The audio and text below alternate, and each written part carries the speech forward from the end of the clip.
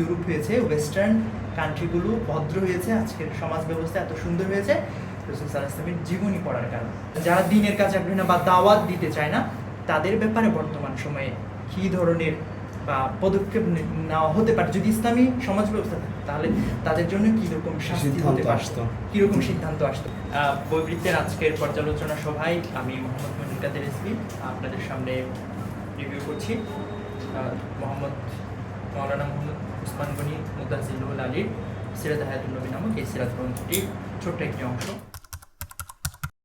আচ্ছা, আমি প্রথমেই বলতে চাই সিরাত কেন পড়ব এই বিষয়টা নিয়ে।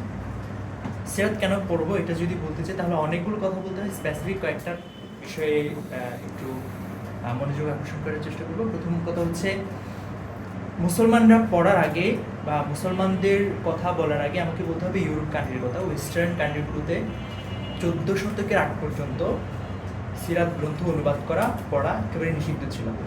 তার কারণ হচ্ছে রেনেসাস নামক একটা শব্দ আমরা শুনেছি। ইউরোপে রেনেসাস সংগঠিত হওয়ার আগে এই পুরো ইউরোপ জুড়ে বিশেষ করে খ্রিস্টান পাদ্রীদের অনেক বেশি ক্ষমতা ছিল। বলতে গেলে এদের সমাজটা পরিচালিত হতো খ্রিস্টান পাদ্রীদের মাধ্যমে, হুজুরদের মাধ্যমে আর কি, খ্রিস্টানদের হুজুরদের মাধ্যমে। তো তারা কি করতো, তারা মুসলমান ধর্মের কোনো বিষয় জানা থেকে মানুষদেরকে এত কঠিনভাবে তারা মুসলমানদের না জানার জন্য, মুসলমানদের বিষয়গুলো বিশেষ করে মুহাম্মদ সাল্লাল্লাহু আলাইহি ওয়াসাল্লামের জীবনী না জানার জন্য তারা এটা রেস্ট্রিক্টেড রাখতো যে মুহাম্মদ সাল্লাল্লাহু আলাইহি ওয়াসাল্লামের জীবনী কি করা যাবে না, অনুবাদ করা যাবে না, পড়া যাবে না। পড়তে হলে তো আগে তাদের ভাষায় অনুবাদ করতে হবে, সেজন্য অনুবাদ করা একেবারে নিষিদ্ধ ছিল। যখন রেনেসাস সংগঠিত হলো, তারা আমরা জানি ক্রুসেডারের কথা, 8টা ক্রুসেড হয়েছে, তারপরে খ্রিস্টানদের সমাজ ব্যবস্থাগুলো একেবারে নষ্ট হয়ে গেছিল, মুসলমানদের বিরুদ্ধে ধর্মযুদ্ধ যেটা আমরা জানি।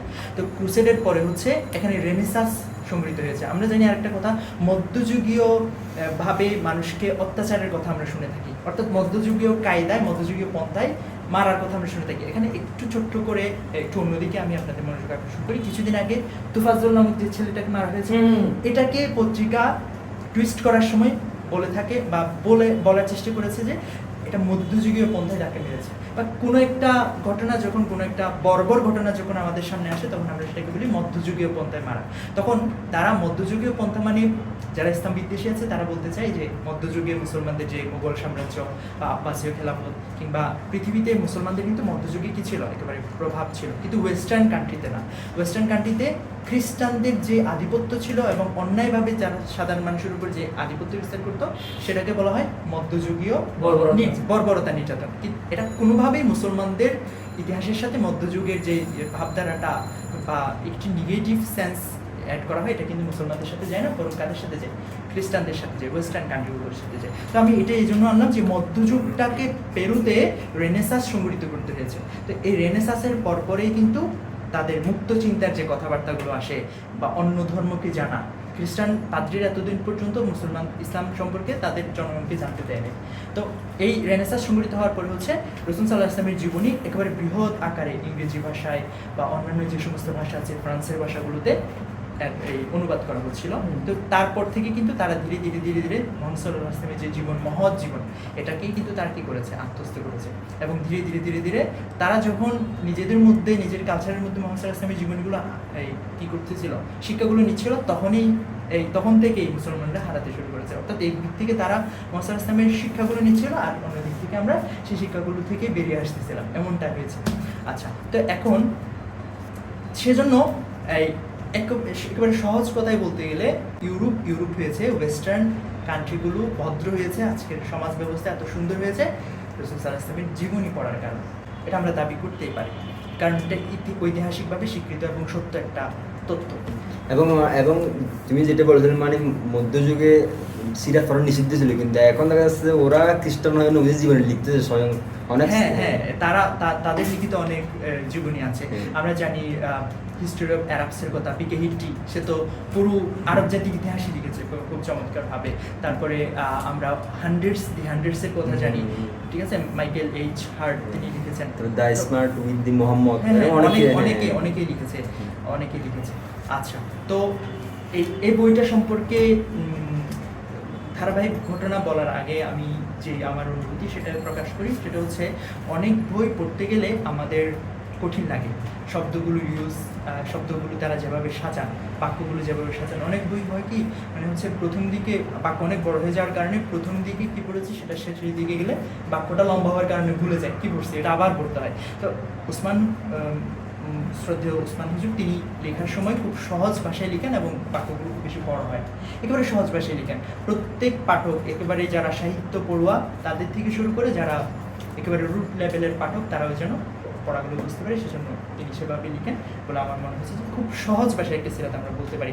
আমরা জানি বিশ্বনবীর কথা সাহিত্যিক ভাষায় একেবারে কঠিন কঠিন শব্দগুলো দিয়ে লেখা হয়েছে, আমরা জানি রাহিকুল মাখতুমের কথা, আমরা জানি অন্যান্য সিরাত গ্রন্থগুলো বাজারে আছে না, তবে আমার মনে হচ্ছে যে সবচেয়ে সহজ ভাষায় লিখিত একটা সিরাত গ্রন্থ হচ্ছে এটা। তারপর আসেন, আমি পুরো 3টা অধ্যায় জুড়ে আমার আলোচনা করার কথা, তবে বিশাল আলোচনার দিন আগে আমি ছোট্ট একটা শিক্ষা বা আমার উপলব্ধি আপনাদের সামনে তুলে ধরতে হবে। সেটা হচ্ছে তাবুক যুদ্ধ থেকে আমরা কি শিক্ষা নিতে পারি। দেখেন, তাবুক যুদ্ধে 80 থেকে 83 জন মুসলমান অংশগ্রহণ করেন না। কোন অংশ থেকে কথা বলছেন? শেষ অংশ থেকে কথা বলছি। তো তাবুক যুদ্ধের মধ্যে 80 থেকে 83 জন মুসলমান তারা অংশগ্রহণ করেন নাই।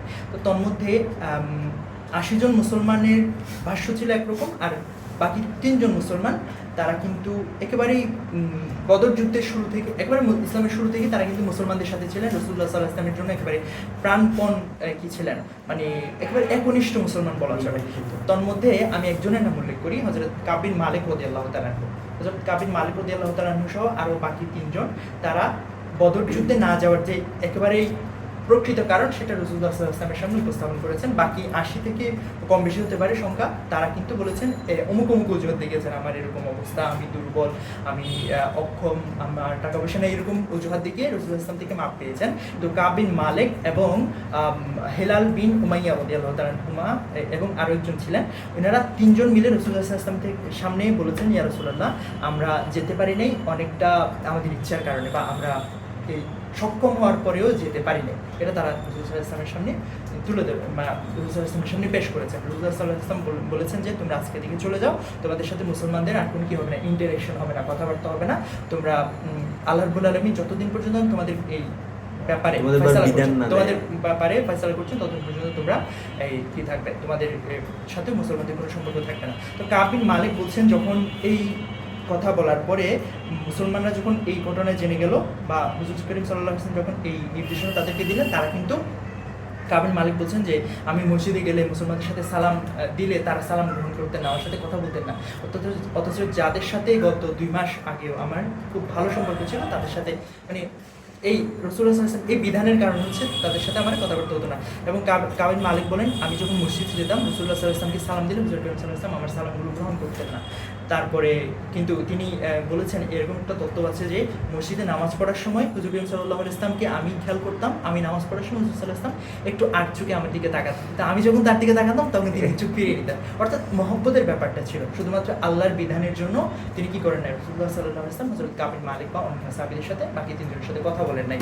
তো এখান থেকেই এই যে শিক্ষাটা আমি মনে করি যে শিক্ষাটা নেওয়া প্রত্যেক মুসলমান প্রয়োজন, সেটা হচ্ছে যারা দ্বীনের দাওয়াতের জন্য, ইসলামের প্রচার প্রসারের জন্য কাজ করতে একেবারেই আগ্রহী না, তাদের ব্যাপারে তাবুক যুদ্ধ থেকে আমরা কি শিক্ষা নিতে পারি। দেখেন, 3 জন সাহাবী শুধুমাত্র একটা যুদ্ধে না যাওয়ার কারণে তাদের যদি 50 দিন পর্যন্ত বয়কট করা যায়, এ ধরনের একটা কঠিন সিদ্ধান্ত যদি নেওয়া যায়, তাহলে যারা দ্বীনের কাছে একেবারেই আগ্রহী না, শুধুমাত্র 5 ওয়াক্ত নামাজ পড়লো না পড়লে নাই, যারা দ্বীনের কাছে আগ্রহী না বা দাওয়াত দিতে চায় না, তাদের ব্যাপারে বর্তমান সময়ে কী ধরনের বা পদক্ষেপ নেওয়া হতে পারে, যদি ইসলামী সমাজ ব্যবস্থা থাকে তাহলে তাদের জন্য কীরকম শাস্তি হতে পারত, কীরকম সিদ্ধান্ত আসতো, আমরা যদি একটু খেয়াল করি তাহলে এখান থেকে আমি এই শিক্ষাটা উপলব্ধি করেছি। এরপর হচ্ছে ধারাবাহিকভাবে যদি আমি একটু বলতে চাই, সামারাইজ করে, তাবুক যুদ্ধের পরে 630 খ্রিস্টাব্দে তাবুক যুদ্ধ হয়েছিল, 631 খ্রিস্টাব্দকে বলা হয় সানাদ আল উফুদ।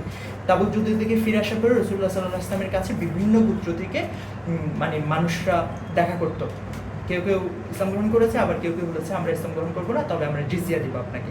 এবং হুজুর করিম সাল্লাল্লাহু আলাইহি ওয়াসাল্লাম মসজিদে নববীতে তাদের সাথে সাক্ষাৎ করার জন্য খুব ফর্মালি বসতেন এবং ভালো কাপড় চোপড় পরতেন। সাহাবায়ে কেরামকে বলতেন যে তোমরা ভালো কাপড় চোপড় পরে আসবা, আতর টাতর লাগে আসবা, যাতে কালকে যারা কি আসবে প্রতিনিধি আসবে তাদের সাথে ভালোভাবে কি করা যায়, কথা বলা যায়। হুজুর করিম সাল্লাল্লাহু আলাইহি ওয়াসাল্লাম মুসলমান হোক বা না হোক তাদের সাথে কিন্তু চমৎকারভাবে আচরণ করতেন।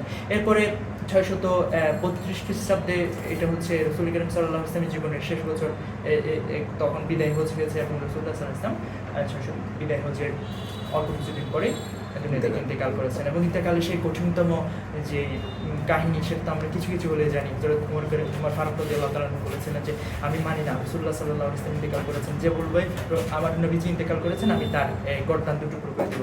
হযরত আবু বকর সিদ্দিক রাদিয়াল্লাহু তাআলা অত্যন্ত সহনশীল এবং চিন্তা এত বেশি জ্ঞান আল্লাহ তাআলা, এত বেশি ধৈর্য শক্তি আল্লাহ তাআলা তাকে দিয়েছেন, ম্যাচুরিটি তাকে দিয়েছিলেন। তিনি বলেছেন যে হ্যাঁ আল্লাহ রাসূল সাল্লাল্লাহু আলাইহি ওয়াসাল্লাম ইন্তেকাল করেছেন।